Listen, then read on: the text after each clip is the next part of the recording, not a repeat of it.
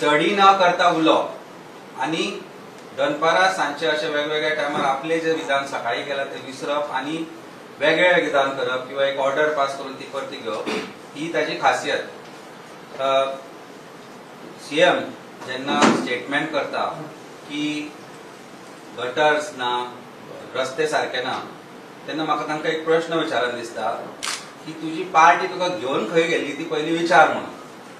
कारण तेच जागे आसा जे जागे एमसीडी अंडर येता दिल्ली, जंय गटारां अजून जशीच्या तशी आसा, रस्ते थंय गली आसा ज्यो एमसीडी अंडर येता त्यो केल्ल्यो ना, कचऱ्याचे ढीग पडल्या.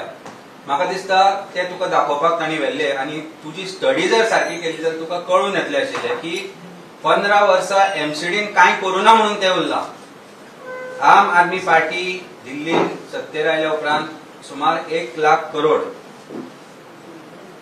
तांकां एमसीडीक दिल्या कामां करपाक वेगवेगळी, ते तांणी पयशे खाल्या, थंय भ्रष्टाचार केला.